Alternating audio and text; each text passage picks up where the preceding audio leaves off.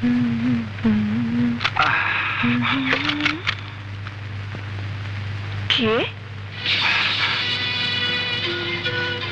আরে প্রিয়, তুমি? কি সাহস তোমার আমার সঙ্গে দেখা করার জন্য এভাবে চলে এসেছো তুমি? কিন্তু এলে কিভাবে? প্রেমের টানে। না প্রিয়, এভাবে তুমি এসো না। দ্বীপের প্রহরীরা দেখলে কোনো কথা শুনতো না, গুলি করে দিত। কিন্তু না এসে আমার উপায় নেই কাজল।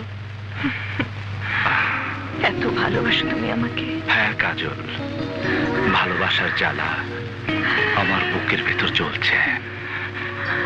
ওহ প্রিয়, আমার পাগল প্রিয়। কিন্তু এভাবে তোমাকে আসতে হবে না, একটু দাঁড়াও। এই নাও। কি এটা? এটা এই দ্বীপে ঢোকার পাশ। এই পাশ দেখলে কেউ কিচ্ছু বলবে না।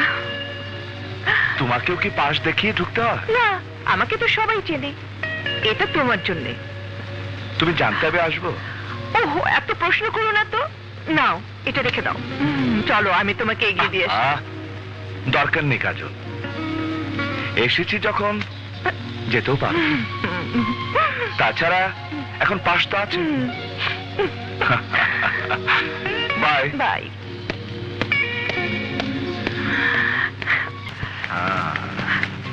পাপা, papa, my sweet papa. My sweet daughter. Papa, ও হচ্ছে প্রিয়। ওর কথা তোমাকে বলেছিলাম। প্রিয়? আচ্ছা আচ্ছা, then you are that young man.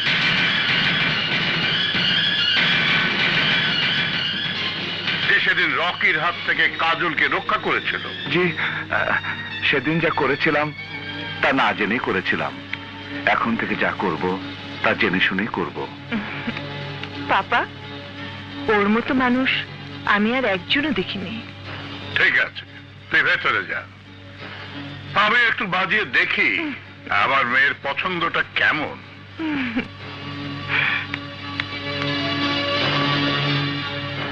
কি করো? কিছুই না, এখন থেকে আপনি যা বলবেন তাই করব। আমি জানি আমার ভাগ্য যখন আপনার কাছে টেনে নিয়ে এসেছে তখন আমার সমস্ত উদ্দেশ্যই সফল হবে। নিজের ভাগ্য গড়ার জন্যই বুঝি আমার মেয়ের সঙ্গে প্রেমের অভিনয় করেছ? আমি স্বীকার করছি, আপনার কাছে পৌঁছার জন্য আমি অনেক কিছুই করেছি, তবে প্রেমটা আমার অভিনয় নয়। তুমি কেমন করে ভাবলে যে তোমার মতো একজন বেকার মানুষের সঙ্গে আমার মেয়ের সম্পর্ক আমি মেনে নেব? মানলে আমার তো লাভ হবেই, আপনারও ক্ষতি হবে না। যেমন? স্যার, প্রেম মানুষকে দিয়ে অসাধ্য সাধন করাতে পারে। আমিই পারবো আপনার শত্রুদের খতম করতে। তুমি আমার শত্রুদের সম্পর্কে কি কি জানো? কাজলের কাছ থেকে রকের পরিচয় পাবার পরেই আমি ওদের পিছনে লেগে যাই। দুদিনে আমি সব খবর পেয়ে গেছি স্যার। এই যেমন কদিন আগে ড্রাগন নামে একজন খুন হয়ে গেছে। হ্যাঁ, আর সে খুনের দায় ওরা আমার উপর চাপাতে চায়, অথচ আমার বিশ্বাস ড্রাগনকে ওরাই খুন করেছে, যেমন আজ খুন করেছে পালি খানকে। বাহ, আমার অ্যাকশনে দেখছি ভাঙনে খেলা শুরু হয়ে গেছে। কি হলো পাপা, আর কতক্ষণ? বাস কমপ্লিট। ওকে নিয়ে যাই আমি। কোন দিকে যাবি? এই আশপাশটা ঘুরে দেখবো। যাও ইয়াং ম্যান, পুরো আইল্যান্ড ঘুরে ঘুরে দেখো। থ্যাংক ইউ পাপা, চলো।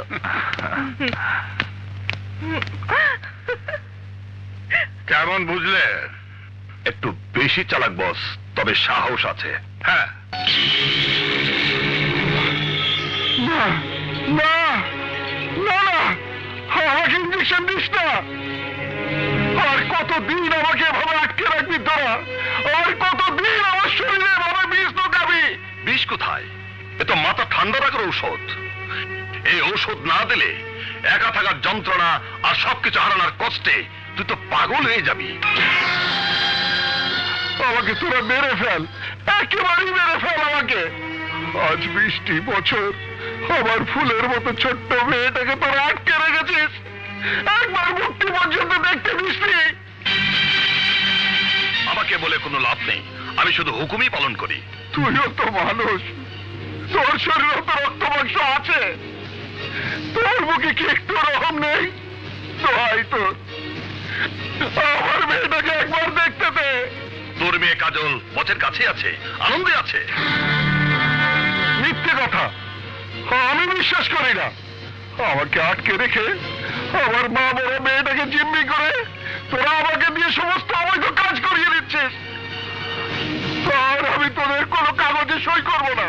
আমাকে মেরে ফেল, তোরা আমাকে মেরে ফেল। কাল অস্ত্র ভরা জাহাজ আসার পরে তুই তোর মেয়েকে দেখতে পাবি। এখন চুপচাপ ইনজেকশনটা নিয়ে নে। না, না, আমি ইনজেকশন নেব না।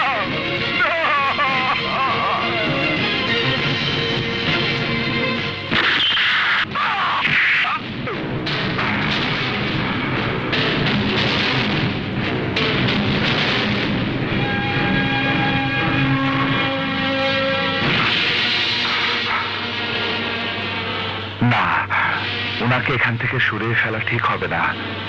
সত্যি সত্যি যদি কাজল ওনার মেয়ে হয়ে থাকে, তাহলে ওনাকে না পেলে কাজলে বিপদ হতে পারে। কি করে রকি এখানে ঢুকলো? আর ওই চেনটা দেখুন। এটা কার চেন? রকির? ইরফানের মুঠোয় পেঁচানো রকির চেন।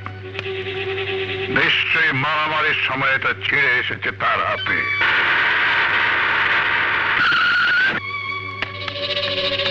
দুঃসংবাদ আছে বস। কি? মাঝ সমুদ্র থেকে আমাদের অস্ত্রের জাহাজ আটক করেছে থাই পুলিশ। কি বলছো তুমি? কোরাল আইল্যান্ডে কোনো জাহাজকে কখনো সম্ভব করেনি থাই পুলিশ। নিশ্চয়ই কেউ ইনফরমেশন দিয়ে থাকবে। এ কাজ কিসমতের, কারণ আমি আর কিসমত ছাড়া এ কথা আর কেউ জানতো না। বেঈমান, ওর বেঈমানির স্বাদ আজ আমি মিটিয়ে দেবো। চমৎকার, চমৎকার। মুসা কোরাল আইল্যান্ড থেকে বেরিয়ে আসুক, এটাই তো চেয়েছিলাম। এই তৈরি হয় না তোমরা, মাছ পথে ওদের